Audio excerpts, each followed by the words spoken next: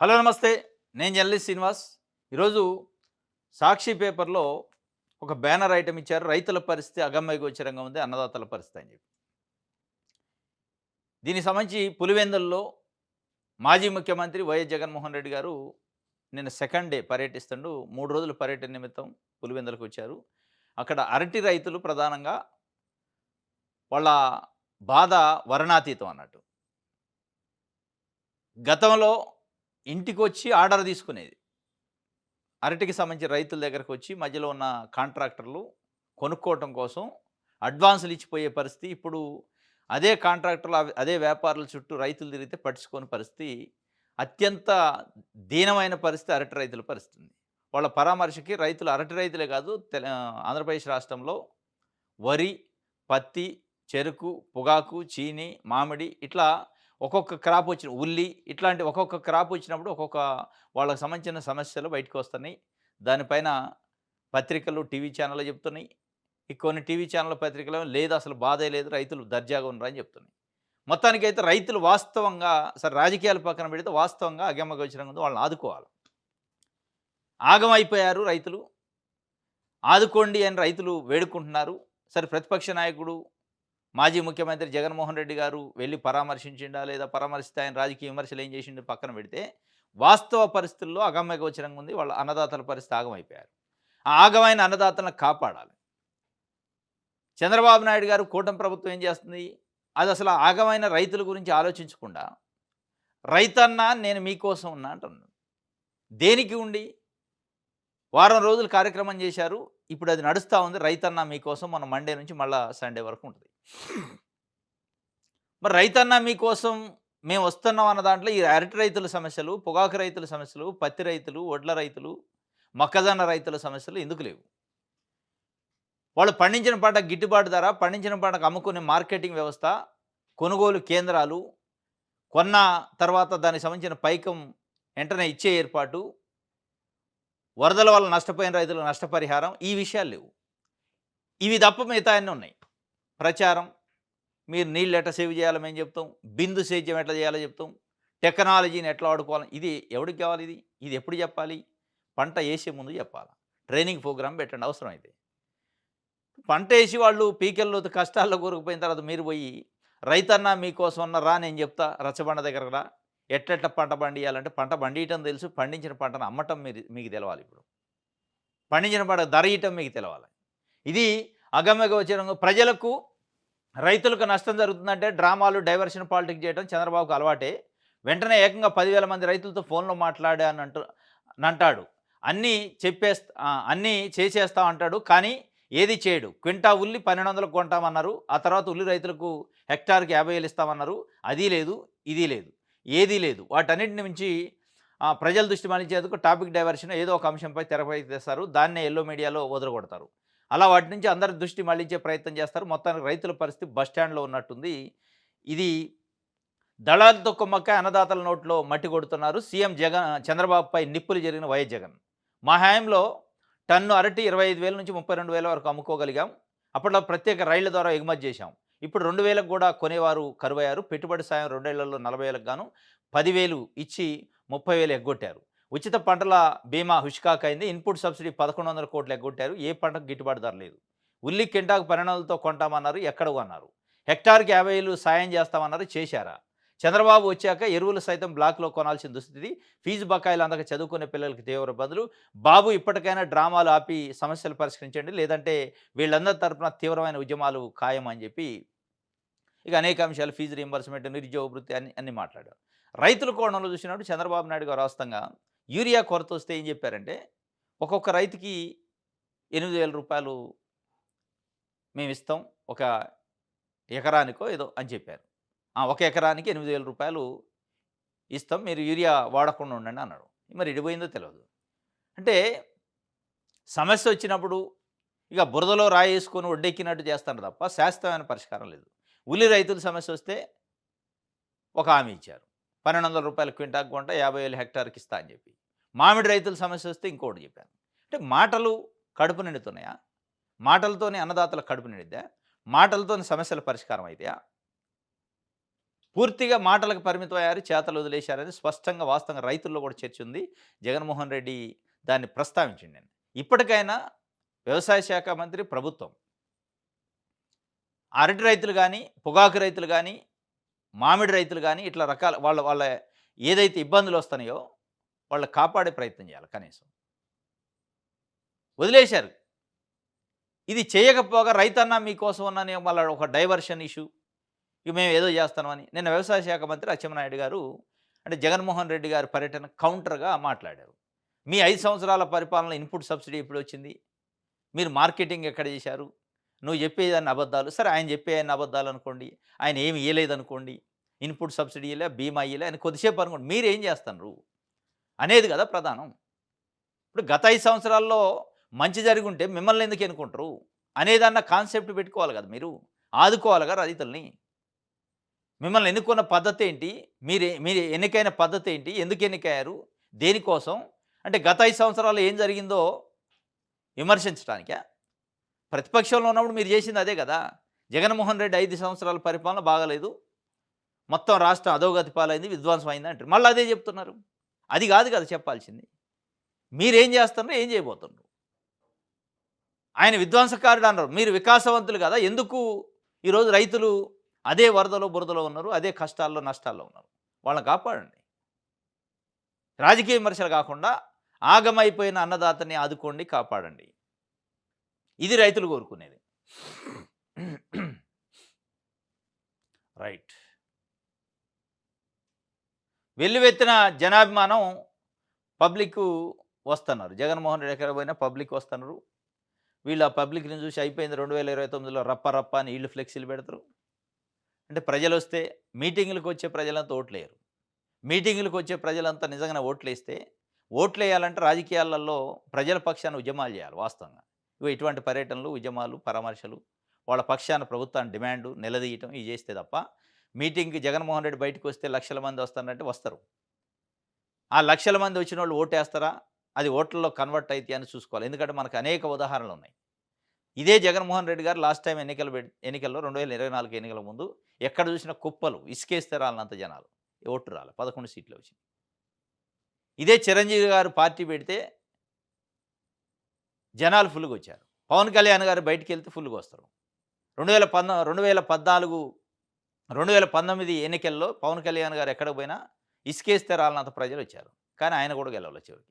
అటు నాయకుడు, ప్రజలు రావటం, ఆ వచ్చిన ప్రజలనే చూసుకొని ఇదే ఓట్లు, ఇదే గెలుపు ఇంక అయిపోయింది అనే పద్ధతిని కార్యకర్తలకి అది మైండ్‌లోకి ఇంజెక్ట్ చేయొద్దు. కార్యకర్తలకు కష్టపడటం నేర్పండి. ప్రజల పక్షాన నిలబడటం నేర్పండి. ప్రజల ఉద్యమాలు చేయటం నేర్పండి. అది తప్ప ఇక పబ్లిక్ వస్తున్నారు, జగన్మోహన్ రెడ్డి వచ్చి చెయ్యి ఊపితే ప్రజలు వస్తున్నారు కాబట్టి, కేరింతలు కొడుతున్నారు కాబట్టి, అభిమానంతో ఉన్నారు కాబట్టి ఓట్లేస్తారంటే అభిమానం వేరు, ఓటు వేరు. ఓటుకి అనేక రకాల పారామీటర్స్ ఉంటాయి. ప్రజా సమస్యలు, ప్రభుత్వం వస్తే ఏం చేస్తాం అని ఇవన్నీ ఉంటాయి. ఇవన్నీ ఉంటేనే ఓటేస్తారు. అందుకే చంద్రబాబు నాయుడు గారు గడిచిన జగన్మోహన్ రెడ్డి గారు ఐదేళ్ల పరిపాలనలో నవరత్నాలని ఇస్తే బటన్లు నొక్కుతుండు, బటన్లు నొక్కుతుండు. మొత్తం ఆంధ్రప్రదేశ్ రాష్ట్రాన్ని శ్రీలంక చేసిండు, అప్పులమయం చేస్తాను అన్న చంద్రబాబు నాయుడు గారు కూడా చివరికి ఏ నవరత్నాలైతే జగన్మోహన్ రెడ్డి ఇంప్లిమెంట్ చేసిండో వాటిని ఇంకో నేను ఒక 1000, 500 కలిపి ఎక్కువ ఇస్తా అని చెప్పిన పరిస్థితి. అది అమ్మఒడి కావచ్చు, రైతు భరోసా కావచ్చు, మత్స్యకారుల భరోసా కావచ్చు, ఈబీసీ నేస్తం కావచ్చు, వాహనమిత్ర కావచ్చు, ఇట్లా అనేక స్కీములు, పెన్షన్లు కావచ్చు, ఇవన్నీ ఆయన ఇచ్చినయి. జగన్మోహన్ రెడ్డి గారు ఇచ్చినయి. అంతకుముందు ఎప్పుడు చంద్రబాబు నాయుడు గారు 3 టైమ్స్ ముఖ్యమంత్రి చేసినారు గానీ ఎప్పుడు లేవు. అయినా అనివార్యంగా అవసరం ఆయనకి. ఓట్లేయించుకోవాలి, సీట్లు గెలవాలి, సీట్‌లో కూర్చోవాలి. కాబట్టి ఏ బటన్‌లయితే అప్పులు చేస్తున్నాయి అన్నాడో, ఏదైతే విధ్వంసం అన్నాడో అదే విధ్వంసాన్ని ఆయన టేక్ ఓవర్ చేసుకునుడు, అడాప్ట్ చేసుకొని వాటికి ఇంకా అదనంగా ఇస్తాడు. కాబట్టి అలాంటి ప్రజలు అది చూస్తారు. గెలిస్తే ఏం చేస్తావు? ఇప్పుడేం చేస్తున్నావు అనేది. తప్ప జనాలొస్తే ఓట్లేస్తారనేది దాని నుంచి కార్యకర్తల్ని, మీ క్యాడర్‌ని డైవర్షన్ చేయాల.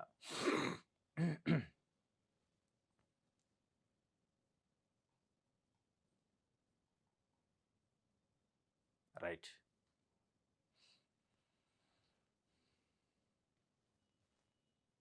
హ్మ్. కళ్ళాల్లో ధాన్యం, కళ్ళల్లో ధైన్యం. ఖరీఫ్ సాగులో అన్నదాతలకు అన్ని కష్టాలే. ఇప్పటికే కృష్ణా జిల్లాలో లక్షల ఎకరాల్లో వరి కోతలు పూర్తి.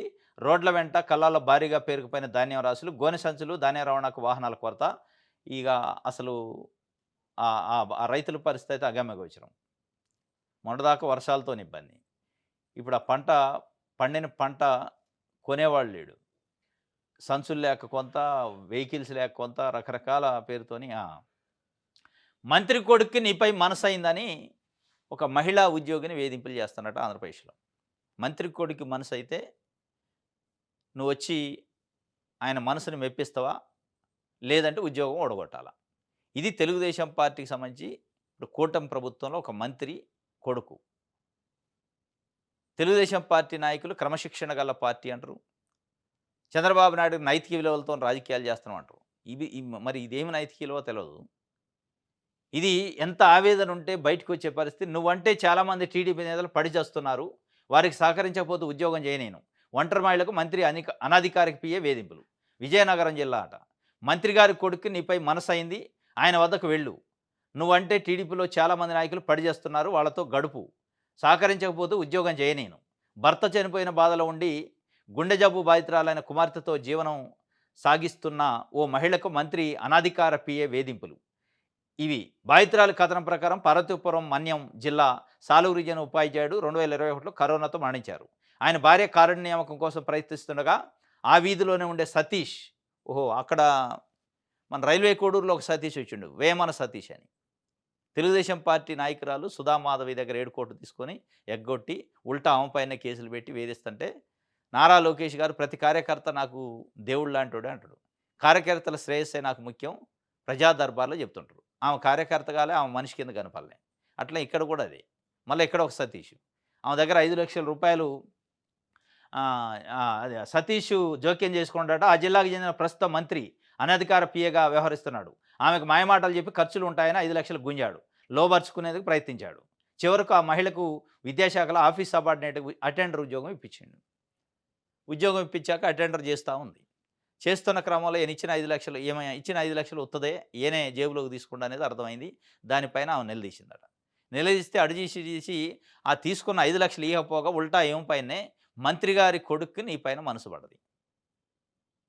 వచ్చి ఆయనకు సహకరిస్తావా? ఆయనతో గడుపుతావా?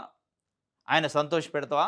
లేదంటే నీ ఉద్యోగం ఊడగొట్టాలి అనే పద్ధతిలో చివరికి ఆయన ఉన్న పోస్టింగ్ నుంచి తీసుకుపోయి మారుమూల గ్రామాల్లో ట్రాన్స్ఫర్ చేయించి రకరకాల హింస, మెంటల్లీ టార్చరు, ఫిజికల్లీ టార్చర్ చేస్తాడట. ఈ సతీష్ కనపడ్డు లోకేష్ గారికి. ఈ మంత్రి కొడుకు కనపడ్డు. ఇది వేధింపుల లెక్క కనపడదు.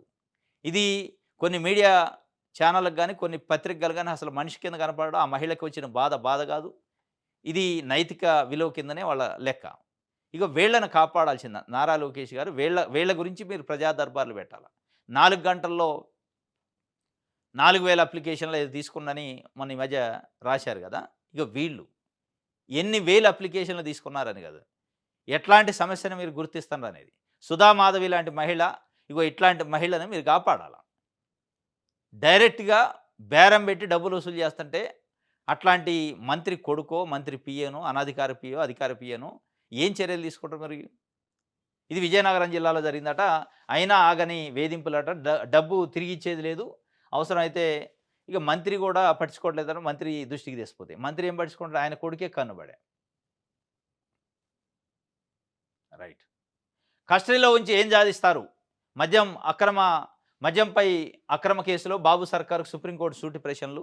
గోవిందప్ప, ధనంజయ రెడ్డి వీళ్ళ సంబంధించి కృష్ణమోహన్ రెడ్డి, బాలాజీ, గోవిందప్పకి సంబంధించి ఈ సిట్ ఏం చేసిందంటే హైకోర్టుకు పోయింది. లోయర్ కోర్ట్ ఇచ్చిన బెయిల్ క్యాన్సిల్ చేయాలంటే హైకోర్టు కూడా క్యాన్సిల్ చేసింది. క్యాన్సిల్ చేసి మళ్ళీ మీరు డిఫాల్ట్ బెయిల్ కాదు, రెగ్యులర్ బెయిల్ తీసుకోండి, 26 రోజు లొంగిపోండి అని చెప్పింది. వీళ్ళు సుప్రీంకోర్టులో అప్పీల్ చేశారు. 400 మంది సాక్షులు ఉన్నారట ఆ కేసులో. 400 సాక్షులలో ఒక 200 మందిని ఇన్వెస్టిగేషన్ అయిపోయింది. ఇంకా 200 మంది పెండింగ్ ఉన్నారు. అంటే మీరు నెలల తరబడి ఇంకొక 200, 300 మందిలో సాక్షులను ఇన్వెస్టిగేషన్ చేసే వరకు వాళ్ళతోనే అవసరమైంది. కస్టడీలో ఎందుకు వాళ్ళ అవసరం అని చెప్పి సుప్రీంకోర్టు సూటిగా అడిగింది. వాస్తవం కూడా స్పష్టంగా మద్యం కేసు అక్రమమా సక్రమా అనేది తర్వాత తెలిసింది. కానీ మద్యం కేసులో టార్గెట్గా కొంతమందిని పెట్టుకొని లోపల పంపే కార్యక్రమం విషయంలో సుప్రీంకోర్టు సూటిగా ప్రభుత్వానికి షాక్ ఇచ్చింది. మీ ఇంటెన్షన్ ఏందట? దీనికోసం ఎవరు పోయారు తెలుసా? ప్రభుత్వం తర ప్రభుత్వం తరపున వాదించడానికి సిద్ధార్థ లూథ్రా. చంద్రబాబు నాయుడు గారు వ్యక్తిగత అడ్వకేటు. ఆయనకిప్పుడు ప్రభుత్వం నుంచి దాదాపు 8,29,00,000 పారితోషికంగా ఇట్లాంటి కేసుల కోసం ఇచ్చారు. మనకు అడ్వకేట్ జనరల్ ఉంటాడు. అడిషనల్ అడ్వకేట్ జనరల్ ఉంటాడు. వీళ్ళకి ఫీజులు, వీళ్ళకి జీతాలుంటాయి. ఇయన్నీ గాక ప్రతి కేసులో సిద్ధార్థ లూథ్రా ప్రభుత్వం తరపున వస్తున్నారు. చంద్రబాబు నాయుడు గారు వ్యక్తిగత కేసులకు వస్తున్నారు. దేనికి డబ్బులు ఇస్తున్నారు గానీ దీన్ని దాన్ని మిక్స్ చేసి కొట్టేస్తున్నారు జీవోలిచ్చి. ఇది ఢిల్లీలో సుప్రీంకోర్టులో ఆయన నిన్న వాదించిండు. వాదిస్తే సుప్రీంకోర్టు ఇనలే. మీకు గావాల్సింది ఇన్వెస్టిగేషన్ వాళ్ళతోనే అయిపోయింది. అయిపాయిగ. నువ్వు మిగతా సాక్షులందరిని ఇన్వెస్టిగేషన్ చేస్తా అప్పటిదాకా వీళ్ళని జైల్లో ఉంచాలంటే ఏం సాధిస్తారు? అసలు ఏంటి మీ ఇంటెన్షను? ఈ సాధింపు వేధింపేనా? అని సూటిగా అడిగినట్టే ఇప్పటికైనా జ్ఞానోదయం కావాల. ఇది ఇట్లా ఉంటే 'ఆంధ్రజ్యోతి' పేపర్‌లో చంద్రబాబు నాయుడు గారు కేసుల క్లోజ్ గురించి ఒక వార్తను రాశారు. చంద్రబాబు నాయుడు గారి పైన ఒక కేసు క్లోజ్ అయిందట. ఏమి లేదు అయిపోయింది అని చెప్పి. మరి ఎట్లా క్లోజ్ అయింది? అసలు అది ఏమి నైతిక విలువ? ఇప్పుడు ఒక కేసు, ఒక అభియోగం వచ్చింది. 56 రోజుల పాటు జైల్లో ఉన్నారు. బయటికొచ్చారు. సరే కేసులో ఏమి లేదంటే ప్రూవ్ చేసుకొని కొట్టేయించుకోవాలా. ఏమి లేదు, తేలలేదు, ల్యాక్ ఆఫ్ ఎవిడెన్స్ ఉంది అని చెప్పి. లేదు లేదు కంప్లెయింట్ ఇచ్చిన అధికారితోనే రిటను ఇప్పిచ్చేసి ఏమి లేదని చెప్పే పరిస్థితి అంటే ఎంతవరకు ఇది? ఒక్క నిమిషం ఇది ఎక్కడుంది?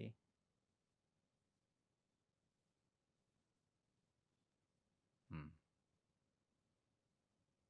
ఆ! చంద్రబాబుపై ఫైబర్ కేసు క్లోజ్ అయింది. అక్రమాలు జరగలేదని సిఐడి నిర్ధారించిందట. ఆర్థిక నష్టాలు లేవని తేల్చిన సంస్థ ఏకీభవించిన నాటి నేటి ఎండీలు. కేసు మూసివేత కోర్టులో అంగీకారం. ఫైబర్ నెట్‌లో అక్రమాలు జరిగాయంటే జగన్ హయాంలో నాటి ప్రతిపక్ష నేత చంద్రబాబు సహా 16 మందిపై పెట్టిన సిఐడి కేసు ముగిసిపోయింది. ఫైబర్ నెట్‌లో అక్రమాలేవీ చోటు చేసుకోలేదని, సంస్థకు ఎలాంటి ఆర్థిక నష్టం జరగలేదని సిఐడి నివేదిక ఇచ్చింది. ఈ నివేదికతో తాము పూర్తిగా ఏకీభవిస్తున్నామని ఫైబర్ నెట్ పూర్వ managing director M. Madhusudan Reddy, ప్రస్తుత మేనేజింగ్ డైరెక్టర్ గీతాంజలి శర్మ విజయవాడలోని ఏసీబీ కోర్టుకు లిఖితపూర్వకంగా తెలియజేశారు. వీరు బుధవారం ఏసీబీ కోర్టుకు హాజరయ్యారు. కేసును మూసేస్తున్నట్టు రాతపూర్వకంగాను, మౌఖికంగాను వెల్లడించారట. 2019లో అధికారంలోకి వచ్చిన వెంటనే జగన్ కక్ష సాధింపు రాజకీయాలు మొదలుపెట్టారు. ఫైబర్ నెట్‌పై సొంత పత్రికలో వచ్చిన కథనాల ఆధారంగా తీసుకోవడం గమనార్హం. ఇది 321 కోట్ల రూపాయలకు సంబంధించి కేసు. ఈ కేసులో ఏం ఆధారాలు లేవు, ఏమి జరగలేదు అని చెప్పారట ఎవరు? సిఐడి. అంటే ఇన్వెస్టిగేషన్ చేయాల్సిన సిఐడియే అక్రమాలు లేవని తేల్చింది. ఆ సిఐడి ఎవరి కింద పనిచేస్తుంది? ఈ కేసులో అక్యూజ్డ్‌గా ఉన్న చంద్రబాబు నాయుడు గారి కింద పనిచేస్తుంది. చంద్రబాబు నాయుడు గారు ముఖ్యమంత్రి. ఆ ముఖ్యమంత్రి గారి కిందనే సిఐడి చేసినా, అప్పటి ఎండీ చేసినా, ఇప్పటి ఎండీ చేసినా. వాళ్ళు బొలో అంటే పిలిచి సార్ సార్ అని చేతులు కట్టుకునే పరిస్థితి వాళ్ళు. వాళ్ళు పోయి కోర్టులో మాకేం తేల్లా, అక్రమాలు లేవని ఇచ్చారంటే దాని అర్థం ఏంటి? చంద్రబాబు నాయుడు గారు ఇన్‌ఫ్లుయెన్స్ చేసినట్టా? లేనట్టా? వాస్తవంగా గతంలో మనకి ఎక్కడన్నా ఒక రైలు ప్రమాదం జరిగితే ఆ రైల్వే మంత్రి నైతిక బాధ్యత వహిస్తూ రాజీనామా చేసేది. ఎక్కడన్నా ఒక బాంబు పేలుళ్ళు జరిగితే హోంమంత్రి నైతిక బాధ్యత వహిస్తూ రాజీనామా చేసేది. ఎక్కడన్నా ఒక లా అండ్ ఆర్డర్ ఇష్యూ వస్తే ఆ హోంమంత్రి రాజీనామా చేసేది. ఎక్కడన్నా విద్యా వ్యవస్థలో పెద్ద ఎత్తున కుంభకోణమో ఏదో బయటపడితే విద్యాశాఖ మంత్రి రాజీనామా చేసిన దాఖలాలు మనం చూసిన భారతదేశ చరిత్రలో. నైతిక విలువ అంటారు దాన్ని. ఇక్కడ నైతిక విలువలు మొత్తం పోయినాయి. మరి చంద్రబాబు నాయుడు గారు దీన్ని ఏ నైతిక విలువ అంటారు? 45 సంవత్సరాల రాజకీయ జీవితం, నైతిక విలువలతో కూడిన రాజకీయం చేస్తా అంటారు. మచ్చలేని రాజకీయం చేసినా అంటారు. ఇది ఒక మచ్చ పడ్డది. ఆ మచ్చను ఎట్లా తుడుపుకోవాలి? చట్ట ప్రకారం లీగల్‌గా ఫైట్ చేసి తుడుచుకోవాలి. కోర్టులో క్లోజ్ చేయించుకోవడం ఏంటి దరిద్రంగా? అక్రమాలు లేవని సిఐడి చెప్పడం ఏంటి? మీ కింద పనిచేసే సిఐడి. అక్రమాలు లేవని కంప్లెయింట్ ఏంటి చెప్పడం ఏంటి? అక్రమాలు లేవని ఎండీ చెప్పడం ఏంటి? ఇప్పుడున్న ఎండీ, అప్పుడున్న ఎండీ. అంటే దీని అర్థమైంది మీరు అంటే ఏ స్థాయిలో భయపడుతున్నారు, ఏ స్థాయిలో దీని వెనక పెద్ద కాన్స్పిరసీ ఉంది అనేది అర్థమైంది. మరి ఇట్లా క్లోజ్ చేసుకుంటూ పోతే ఇంక అసలు ప్రభుత్వాలు ఇప్పుడు పెట్టే కేసులకు కూడా అర్థమేముంది? ఇప్పుడు అనేక మందిని వైఎస్ఆర్సీపీ నాయకుల్ని, వైఎస్ఆర్సీపీ పరిపాలనలో పనిచేసిన అధికారులను లోపల పెట్టారు. జైల్లో పెట్టిన వాళ్ళు ఉన్నారు, బెయిల్ మీద వచ్చిన వాళ్ళు ఉన్నారు, మళ్ళీ ఇంకా భవిష్యత్తులో కూడా పెట్టేవాళ్ళు ఉన్నారు. వీళ్ళంతా కూడా రేపు ఏదైనా కొత్త ప్రభుత్వం వస్తే, సపోజ్ మళ్ళీ జగన్మోహన్ రెడ్డి గారు ప్రభుత్వం వచ్చిందనుకోండి, అప్పుడున్న సిఐడియో, అప్పుడున్న సిట్టో, అప్పుడున్న పోలీసులు దీంట్లో ఏం లేదు, అక్రమాలు జరగలేదు, సింపుల్ కొట్టేయండి అంటే అయిపోయాయి కదా. ఇదంతా టైం వేస్ట్ ముచ్చట ఎందుకు మరి? రాజకీయ నాయకులు వాళ్ళు ఉన్నప్పుడు వీళ్ళు, వీళ్ళు ఉన్నప్పుడు వాళ్ళు కేసులు పెట్టి ప్రజల టైంని, ప్రజల ఆస్తిని, ప్రజల ఆదాయాన్ని దుబారా చేయటం, ఈ ఈ ఈ పోలీస్ ఆఫీసర్లు ఈ టైంనేదో వాళ్ళకి కేటాయిస్తే ప్రజలకి ఇప్పుడు ఈ సిఐడి ఏం చేసినట్టు? హడావుడిగా దీనికోసం ప్రభుత్వం లాయర్లు, ప్రభుత్వం ఖర్చులు, తప్పనిసరిగా ఇది నైతిక విలువలతోని కూడింది కాదు. చంద్రబాబు నాయుడు గారు ఆత్మ పరిశీలన చేసుకోవాలి. ఆయన రాజకీయ జీవితానికి, అనుభవానికి వాస్తవంగా ఒక దీంట్లో కేసు లేకపోవచ్చు. కేసు లేకపోతే కోర్టులో లీగల్‌గా ఫైట్ చేయొచ్చు. కేసు ఫైట్ చేస్తుంటే కోర్టే డిక్లేర్ చేసిందనుకో, ఇది కేసే కాదు, ఇది అక్రమ కేసు, కొట్టేస్తున్నాం అని చెప్పి ఎంత లాయల్‌గా ఉంటది? ఎంత రాయల్‌గా ఉంటది? ఎంత నైతికత ఉంటది దాంట్లో? అంటే ఇక్కడ నైతిక విలువలు కూడా దిగజారి కేసుని ఆయన ఆయన చెప్పు చేతల్లో ఉన్న సిఐడితోని, ఆయన చెప్పు చేతల్లో ఉన్న ఫైబర్ నెట్ ఎండీతోని వాస్తవంగా ఏమీ లేదనిపించారంటే దీంట్లో ఏదో ఉంది అనేది అనుమానించాల్సిన పరిస్థితి వస్తది. ఈ కాస్త లాజిక్ కూడా చంద్రబాబు నాయుడు గారు మర్చిపోయారు. ఇది ఒక భాగం అయితే, ఇప్పుడు ఏమీ లేదని కొట్టేసిన ఎండీనో, లేకపోతే సిఐడినో, లేకపోతే ఏమీ లేదని ఒప్పుకున్న ఎండీనో, రేపు భవిష్యత్తులో జగన్మోహన్ రెడ్డో ఇంకొక ఎక్స్‌వైజెడ్ ముఖ్యమంత్రి అయినప్పుడు దీన్ని రీఓపెన్ చేయకూడదని చట్టంలో ఏమన్నా ఉందా? ఆ రీఓపెన్ చేసినప్పుడు దీంట్లో ఉంది అని తేలితే మీ నైతికత ఏంటి? మీ విలువేంటి? మీరేం సమాధానం చెప్తారప్పుడు? ఇది కాదు. లీగల్‌గా ఫైట్ చేసి యాజ్ పర్ లా కొట్టేపించుకుంటే కోర్ట్‌లో సాక్ష్యాలు నిజంగానే ఏమీ లేదనుకో, కోర్టే కొట్టేసేది కదా! ఎందుకు అంత ఆరాటం? ఇన్వెస్టిగేషన్ చేసిన సిఐడి కంప్లెయింట్ ఇచ్చిన కంప్లెయింటెడ్ పోయి ఏం లేదని చెప్పాల్సిన పరిస్థితి ఏంది? ఇన్వెస్టిగేషన్ కోర్టు ముందు. ప్రాసిక్యూషన్ నడవాలి కదా! ఆ ట్రయల్ నడవాలి కదా! నడవనీయండి, కోర్ట్ ఏం చెప్పేదో.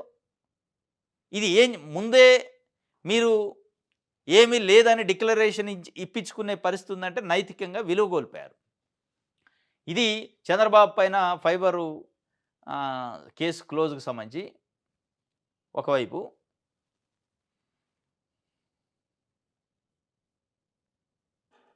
రైట్.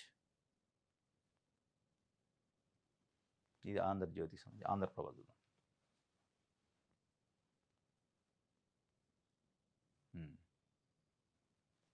ఆంధ్రజ్యోతిలోనే ఇంకొక వార్త ఇచ్చారు. చెస్సులు వేసి రోడ్లేస్తారట. 1500 కిలోమీటర్ల రోడ్డు. ఇది అసలు ఎంత జోక్ ఉందంటే 1500 కిలోమీటర్ల రోడ్డు కోసం 22,000 కోట్ల రూపాయలు ఖర్చు పెడతారట. 22,826 కోట్లు. ఇది ఎట్లో తెలుసా? పీపీపీ ఇది కూడా. Public private partnership. Toll gate వసూలు చేసుకోవడానికి వాళ్ళకి పర్మిషన్ ఇస్తారట. అది టోల్ గేట్ వసూలు చేస్తారు. మళ్ళీ టోల్ గేట్‌లో కాక పెట్రోల్ కొంటే చెస్సు, రిజిస్ట్రేషన్లు చేస్తే చెస్సు, ఇంకేందో చేసి మైనింగ్ చేసాట, డీజిల్ మీద చేసాట, ఇంక చాలా రకాలున్నాయి.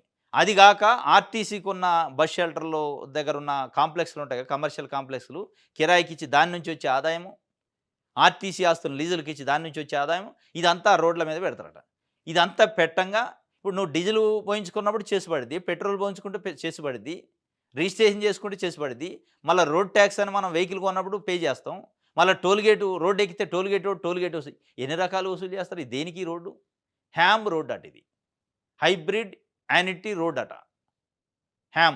హైబ్రిడ్ యానిటీ మాడ్యూల్‌లో అట. ఏంటి మాడ్యూల్ అంటే ప్రజల నెత్తిన పన్నులేయటం. ఇంతకంటే దిగజారుడు వ్యవహారం ఇంకోటి ఉండదు. ఏమి హ్యాము? ప్రజల నెత్తిన చెస్సులేంది, టోల్ గేట్లేంది, మళ్ళీ రోడ్ ట్యాక్స్‌లేంది, ఇయన్నీ ఏసి నువ్వు కట్టేదేంది రోడ్డు? ప్రజలే యేసుకుంటారు కదా! మళ్ళా పైకి తిరిగి డాబ్ నేను 1500 కిలోమీటర్ల రోడ్లేసినా, నేను అద్భుతాలు చేసినట్టు ప్రజల నెత్తిన డబ్బులేసి అద్భుతాలు చేసేదేంది? వాస్తవంగా ఇల్లీగల్. టోల్ గేటే ఇల్లీగల్. ఎందుకంటే ఆల్రెడీ వెహికల్ కొనేటప్పుడే రోడ్ ట్యాక్స్ అంటేనే రోడ్ల అభివృద్ధి కోసం మన పైన లైఫ్ ట్యాక్స్ ఏస్తారు. అది వసూలు చేసే మళ్ళా టోల్ గేటు. మళ్ళా ఇది కాక చెస్సులట ఇప్పుడు. చెస్సులతోని రోడ్లు. దీనిపైన విస్మయం వ్యక్తం చేస్తారట అధికారులు. ఇప్పటికైనా మరి ఆలోచించుకోవాలి. ఇగో ఇదే పీపీపీ. మెడికల్ కాలేజ్ పీపీ కూడా ఇదే కథ. లేదు పీపీపీ అంటే సమర్థవంతమైన ఉంటది. దాంట్లో ప్రభుత్వం ఏముంటదంటే ఇట్లే ఉంటది. టోల్ గేట్లు పెట్టి వసూలు చేసుకోవడం. 16 సంవత్సరాల పాటు మళ్ళీ వాళ్ళ అప్పులు, వాళ్ళకి డబ్బులు కట్టాలట ప్రభుత్వం రిటర్ను కిస్తీల రూపంలో. టోల్ గేట్లు వసూలు చేసుకునే అవకాశం, మళ్ళీ చేసులు. ఇది ఏస్తేంది, ఏయకపోతేంది. రైట్. ఇది ఆంధ్రజ్యోతికి సంబంధించి. ఇది ఈరోజు న్యూస్ అనాలిసిస్. రేపు తాజా వార్తలతోని తిరిగి కలుసుకుందాం. Thank you.